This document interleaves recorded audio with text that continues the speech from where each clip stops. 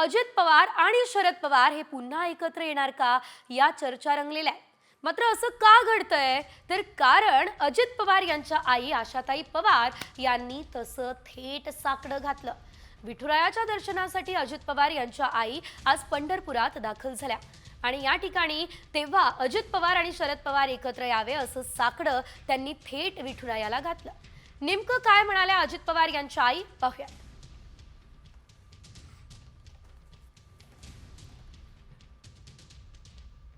मागितले आशीर्वाद दादाला सर्वांना चांगलं वर्ष सुखी जाऊ दे.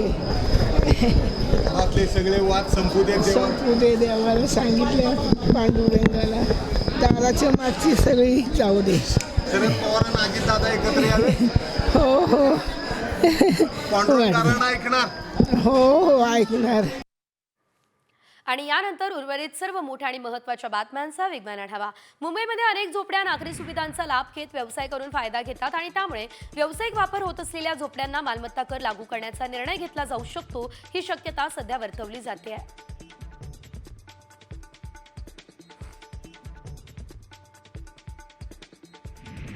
कोरोना काळापासून मुंबईच्या मालमत्ता करात वाढ झालेली नाही. मात्र मुंबई महापालिका निवडणुकीनंतर मालमत्ता करवाढ करण्याचे संकेत देण्यात आले आहेत.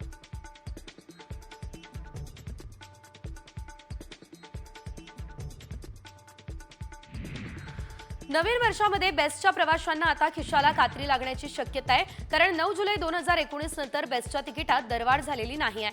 त्यामुळे नवीन वर्षात दरवाढीचा बोजा मुंबईकरांवर पडण्याची शक्यता आहे.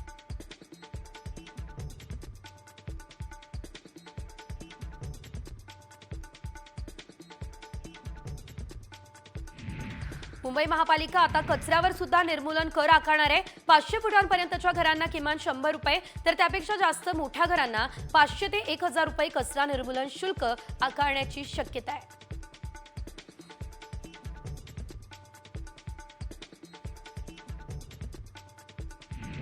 नवीन वर्षात मुंबईकरांचं पाणी महागणार. पाणीपट्टीत 8% टक्केवाढ करण्याचा विचार मुंबई महापालिका करते. मात्र महापालिका निवडणुकीमुळे खरं तर हा निर्णय प्रलंबित असल्याचं देखील कळत आहे.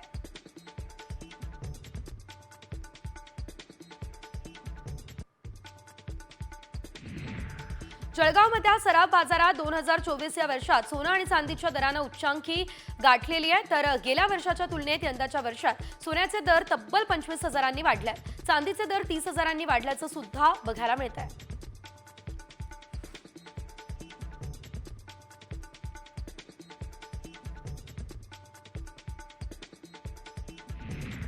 नवीन वर्षात मुंबईकर खऱ्या अर्थानं फास्ट ट्रॅकवर असणार आहेत, कारण 5 ते 6 वर्षांपासून सुरू असलेलं काम, वाहतुकीच्या दृष्टीने महत्त्वाचे असलेले प्रकल्प हे वर्षभरात टप्प्याटप्प्यानं सेवेत येतील. त्यामुळे सध्या कासव गतीने धावणाऱ्या मुंबईच्या वेगालाही चालना मिळेल.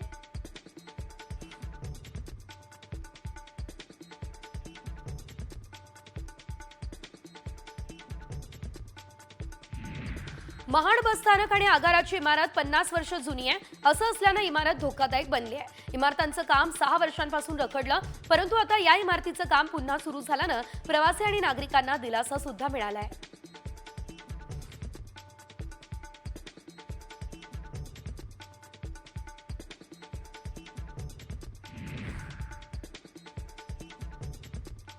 ऐरोलीमध्ये नवी मुंबई पालिकेच्या माध्यमातून नाट्यगृह बांधण्यात येणार आहे. या नाट्यगृहाचं भूमिपूजन होऊन 11 वर्षांचा काळ उलटलाय. या रखडलेल्या कामाला गती मिळाली आहे. नाट्यगृहाचं काम अंतिम टप्प्यात आलंय. 2025च्या मध्यांतरापर्यंत नाट्यगृहाचं काम पूर्ण होणार, हा विश्वास नवी मुंबईकरांनी आता व्यक्त केलाय.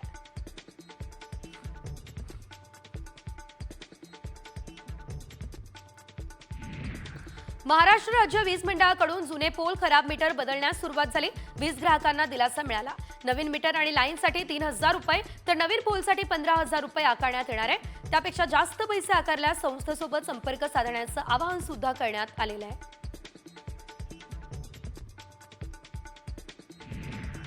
उत्तर प्रदेश या ठिकाणी प्रयागराजमध्ये होणाऱ्या कुंभमेळ्यानिमित्त रेल्वे विभागाच्या IRCTC कडून भारत गौरव या विशेष रेल्वेचं आयोजन करण्यात आलं.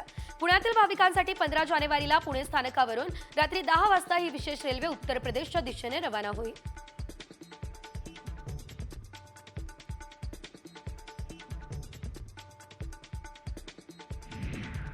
महावितरणने थकीत वीज बिल ग्राहकांसाठी अभय योजना जाहीर केली. अभय योजना 2024 नुसार थकबाकी एकरकमी भरल्यास व्याज आणि विलंब आकारात सूट देण्यात येते. नाशिक परिमंडळामध्ये 6,633 ग्राहकांनी 7,56,00,000चा भरणा केला. थकबाकीमधून मुक्ती सुद्धा मिळवली.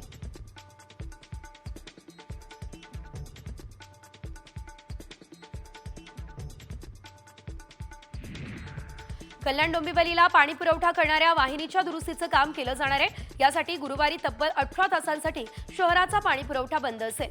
पाणी पुरवठा होणार नाही, त्यामुळे पाण्याचा साठा करण्याचं आवाहन पालिकेच्या पुरवठा विभागातर्फे करण्यात आलेलं आहे.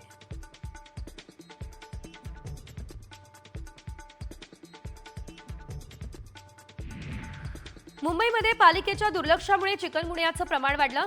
3 वर्षांमध्ये शहरात चिकनगुन्ह्याचे रुग्ण 40 पटीने वाढल्याची स्थिती आहे. राज्याच्या आरोग्य विभागाने आता दिलेल्या माहितीनुसार मुंबईमध्ये आतापर्यंत या आजाराचे एकूण 735 रुग्ण आढळले.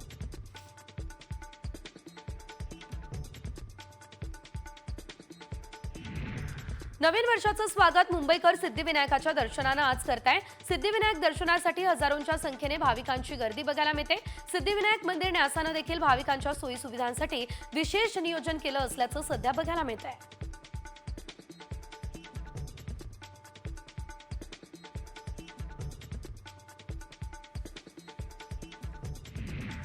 नवीन वर्षाच्या स्वागतासाठी सप्तशृंग गडावर भाविकांनी गर्दी केली. भाविकांची गर्दी पाहता आदिमायाच्या दर्शनासाठी 24 तास मंदिर खुलं ठेवण्याचा निर्णय घेण्यात आला. पहाटेपासून भाविकांनी देवीच्या दर्शनासाठी रांगा सुद्धा लावलेल्या होत्या.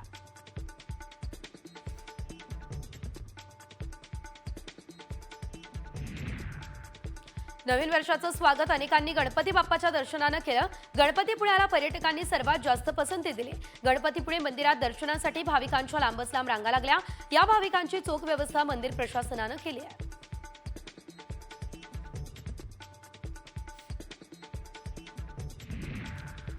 यंदा न्यू इयर सेलिब्रेशनचा उत्साह शिगेला पोहोचलेला असताना जगद्गुरू संत तुकाराम महाराज यांच्या देहूमध्ये देहू नगर पंचायतीने न दारूचा नाही तर दुधाचा ही संकल्पना राबवली. रात्री नागरिकांना मसाला दुधाचं वाटप करण्यात आलं आणि नवीन वर्षाचं स्वागत जल्लोषात करण्यात आलं.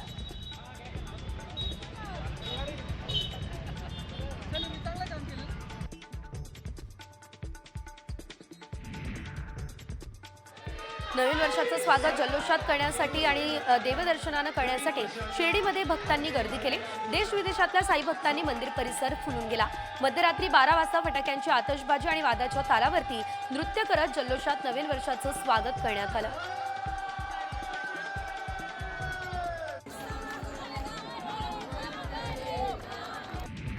साईबाबांच्या दर्शनानं नवीन वर्षाची सुरुवात करण्यासाठी लाखो भक्त शिर्डीमध्ये दाखल झाले.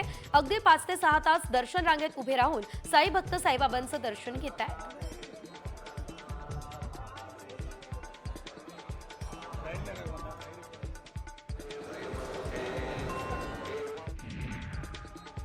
धुळ्यात भक्तिमय वातावरणात पांझरा नदीची महाआरती पार पडली. आरतीच्या वेळी भगवान शंकर, पार्वती, प्रभू श्रीराम, सीता आणि गणपती बाप्पा यांचे सजीव देखावे साकारण्यात आले.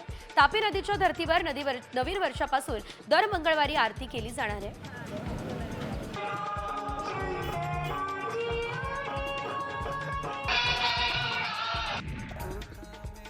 नववर्षाच्या स्वागतासाठी नागपूरच्या साई मंदिरात सुंदर फुलांची आरास करण्यात आलेली आहे. विद्युत रोषणाई करण्यात आली आहे. दिवसभर मंदिरात आरती आणि प्रसादाची व्यवस्था सुद्धा करण्यात आलेली आहे.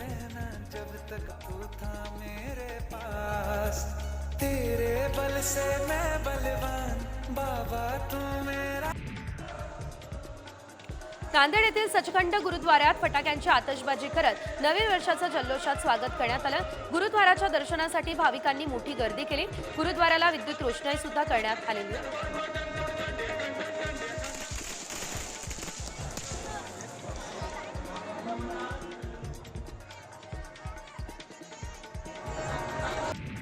संत गजानन महाराजांच्या समाधीचं दर्शन घेऊन नवीन वर्षाची सुरुवात करण्यासाठी लाखो भाविक शेगाव नगरीमध्येही दाखल झाले असल्याचं बघायला मिळालं. भाविकांनी रात्रभर दर्शनासाठी रांग या ठिकाणी लावलेली होती.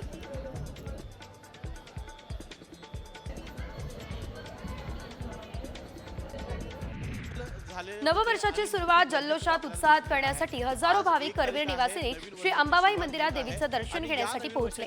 येणारं वर्ष सुख समृद्धीचं आरोग्यदायी जावो अशी प्रार्थना सुद्धा भक्तांकडून यावेळेस करण्यात आली. आज 1 तारीख आहे, नवीन वर्षाची सुरुवात होत आहे आणि या नवीन वर्षाची सुरुवात होत असताना आपलं इथून पुढचं वर्ष. पंढरपुरात विठुरायाच्या मंदिरात गाभाऱ्याला आकर्षक सजावट झाली. विविध फळांचा वापर करत मंदिराला आकर्षक सजावट करण्यात आली. विठुरायाचं 6वं रूप यामुळे अधिकच खुलून दिसतंय. मोठी बातमी, मंत्री धनंजय मुंडे यांच्याबाबत एक सर्वात मोठी बातमी ती म्हणजे धनंजय मुंडेंवर पक्षातलेच वरिष्ठ नेते नाराज आहेत. ही माहिती आता विश्वसनीय सूत्रांनी दिली. सरपंच संतोष देशमुख हत्या प्रकरणात धनंजय मुंडेंच्या अगदी जवळच्या मानल्या जाणाऱ्या वाल्मिक कराडवर अनेक आरोप होत आहेत. मात्र हे प्रकरण धनंजय मुंडेंनी व्यवस्थित हाताळलं नाही असं वरिष्ठांचं मत आहे. या प्रकरणामुळे पक्षाची बदनामी होतीये अशी या नेत्यांची भावना असल्याचं कळत आहे. मात्र मुंडेंच्या राजीनाम्याची मागणी होत असताना त्यावर कोणताही निर्णय झालेला नाही आहे. या संदर्भात अधिकची माहिती आमचे प्रतिनिधी प्रमोद जगताप देत आहे. प्रमोद, एकंदरीत आपण बघितलं धनंजय मुंडे यांच्यावर गंभीर आरोप होत आहे. मात्र हे आरोप होत असताना पक्षातलेच नेते नाराज दिसत आहे. काय निर्णय पुढे होऊ शकतो, सविस्तर?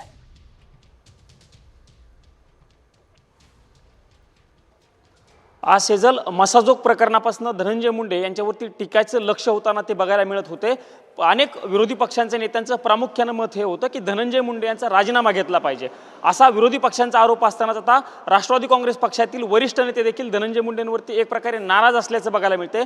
त्या सगळ्या नेत्यांचं असं म्हणणं आहे की मस्साजोग प्रकरण जे आहे ते धनंजय मुंडे यांनी व्यवस्थित हाताळलं नाहीये. धनंजय मुंडे यांनी हे जर प्रकरण व्यवस्थित हाताळलं असतं तर पक्षाची जी सध्या बदनामी होतीये ती बदनामी कमी प्रमाणात झाली असती, अशी पक्षातील वरिष्ठ नेत्यांची भावना जी आहे ती असल्याचं बघायला मिळतंय.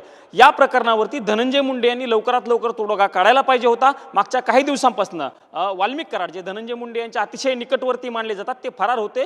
काल त्यांना अटक जरी केली असली तरी हे प्रकरण त्यांनी व्यवस्थित हाताळलं नसल्याचा एक ठपका पक्षातील वरिष्ठ नेत्यांनी खाजगीत बोलताना व्यक्त केलेला आहे.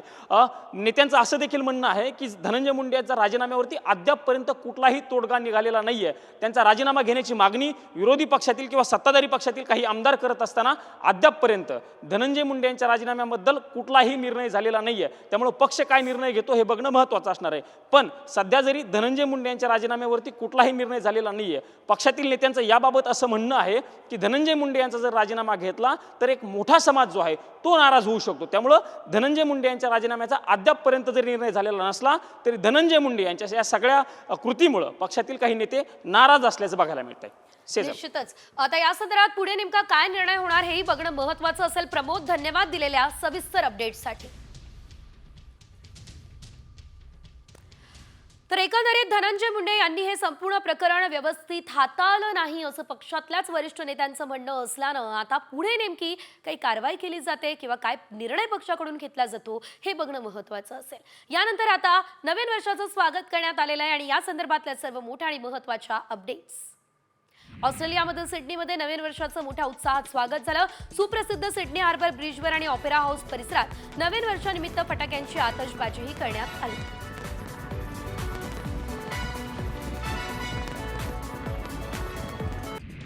नाशिकमध्ये धार्मिक पद्धतीने नवीन वर्षाचं स्वागत झालं. पुरातन रामकुंडावर सहस्रदीप प्रज्वलन सोहळा मोठ्या जल्लोषात उत्साहात पार पडला.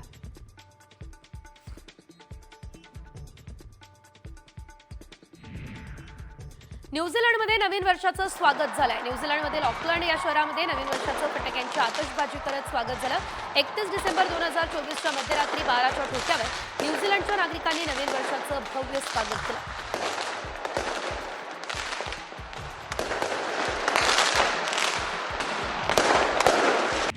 पुण्यात नवीन वर्षाचं जोरदार स्वागत झालं. FC रोड, JM रोडवरती एकत्र येत नागरिकांनी नवीन वर्षाचं जल्लोषात स्वागत केलं. यावेळी डीजेच्या तालावरती तरुण थिरकले.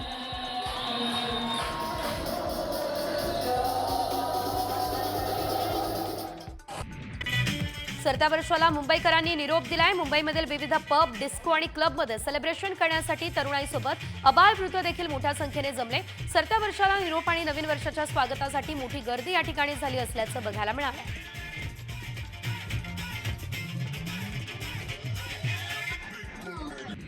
कोरेगाव भीमा या ठिकाणी विजय स्तंभावर 207व्या शौर्य दिनानिमित्त रात्री 12 वाजता फटाक्यांची आतषबाजी झाली.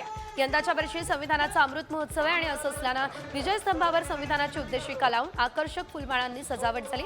बुद्ध मानवंदना सुद्धा देण्यात आली. परंतु हे वर्ष या पद्धतीनं गेलेलं आहे. 31 म्हटलं की पहाटा मद्यपान करण्याकडे अनेकांचा कल, परंतु 31च्या रात्री दारू नको तर दूध प्या आणि सदृढ व्हा असा संदेश देत अंबरनाथमध्ये पोलिसांनी चक्क दुधाचं वाटप केलं. अंबरनाथ पश्चिमेच्या विंकोनाका परिसरात हा उपक्रम राबवण्यात आलेला होता. मोठी बातमी राजकीय विश्वातून अजित पवार आणि शरद पवार एकत्र येणार का ही चर्चा रंगली आहे. मात्र असं का? कारण अजित पवार यांच्या आई आशाताई पवार यांनी तसं साकडं घातलंय.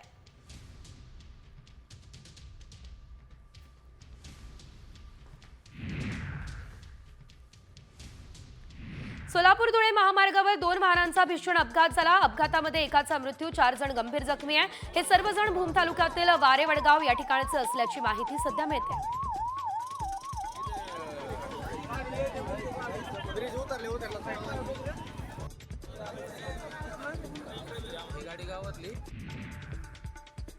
यवतमाळच्या वणी तालुक्यात कापूस विक्रीसाठी घेऊन जाणारा ट्रॅक्टर आबई ते शिरपूर रस्त्यावर उलटला.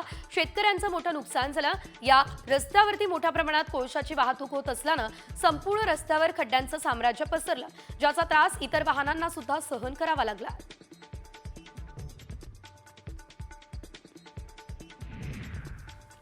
पनवेलमध्ये कस्टम विभागाच्या गोडाऊनवर दरोडा टाकण्यात आला. पोलिसांनी एकाला अटक केली. संपूर्ण 50 टन सुपारी आणि मिरी रिकव्हर केली. याच गोडाऊनमध्ये तिसऱ्यांदा चोरीची घटना घडली आहे. त्यामुळे कस्टम अधिकाऱ्यांच्या कामगिरीवर आता प्रश्नचिन्ह उपस्थित झालेलं आहे.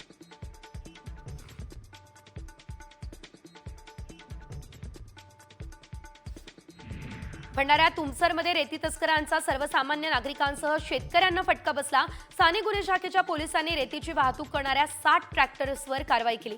35,16,000चा मुद्देमालही जप्त करून गुन्हा सुद्धा दाखल करण्यात आला.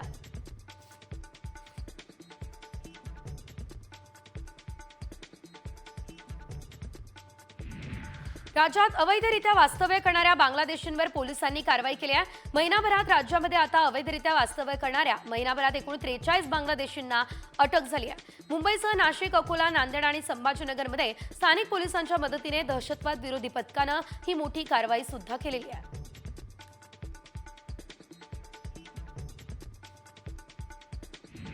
मावळच्या तळेगाव एमआयडीसी परिसरातील 9 लाख उमरे गावातून 3 बांगलादेशी नागरिकांना पकडलंय. तर हे बांगलादेशी नागरिक गेल्या 6 महिन्यांपासून या ठिकाणी गावात वास्तव्य करत होते. यांना भारतीय आधार कार्ड आणि पॅन कार्ड नेमकं कुणी बनवून दिलं या संदर्भातला तपास आता केला जातोय.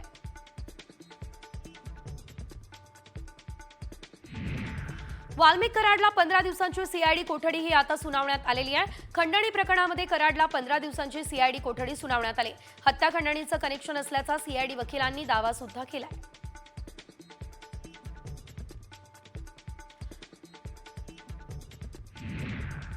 वाल्मिक कराड हा शरण येण्यासाठी शिवलिंग मोराळेंच्या गाडीतून आला. शिवलिंग मोराळे हा धनंजय मुंडेंचा कार्यकर्ता असल्याची माहिती आहे. MS डेव्हिस BG 2231 ही कार शिवलिंग मोराळेंची आहे. वाल्मिक कराडशी त्याचे संबंध असल्याचंही कळत आहे.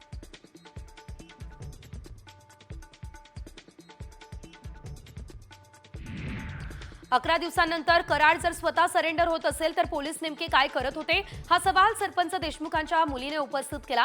आता वडिलांची क्रूर हत्या करणाऱ्यांना अटक करून आम्हाला न्याय द्या ही आर्तहाक वैभवी देशमुख हिनं दिली.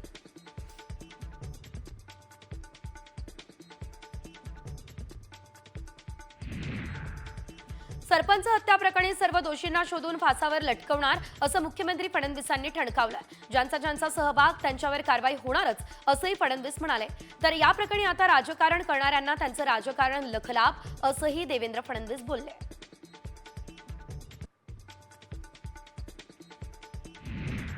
धनंजय मुंडे यांनी नैतिकतेच्या आधारावर मंत्रिपदाचा राजीनामा द्यावा ही मागणी आमदार संदीप क्षीरसागर यांनी आता केलेली आहे.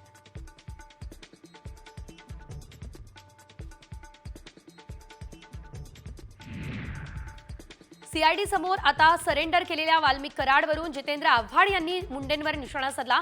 वाल्मिक कराडचा बाप कॅबिनेटमध्ये बसलाय असं म्हणत नाव न घेता धनंजय मुंडेंवर आरोप त्यांनी केला. वाल्मिक कराडवर 302चा गुन्हा दाखल होणार नाही असा दावा सुद्धा जितेंद्र आव्हाड यांनी केला.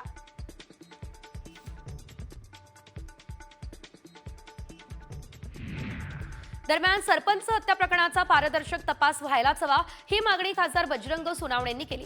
वाल्मिक कराडला खंडणी गुन्ह्यात आधीच अटक व्हायला हवी होती असंही सोनावणे म्हणाले.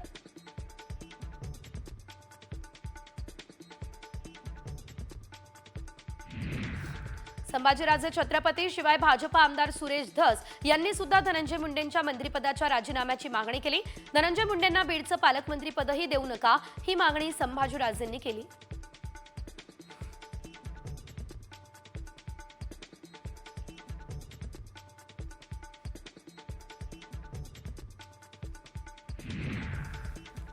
सरपंच हत्या प्रकरणी सर्व आरोपींना अटक होईपर्यंत बीड जिल्हाधिकारी कार्यालयात ठिय्या मांडणार असं अंजली दमानिया यांनी म्हटलं. मात्र दमानिया अचानक परळी दौरा सोडून अंबाजोगाई केज मार्गे मुंबईकडे रवाना झाल्या. त्यामुळे दमानिया यांनी आंदोलन अर्धवट सोडलं का ही चर्चा सुद्धा सध्या रंगली आहे.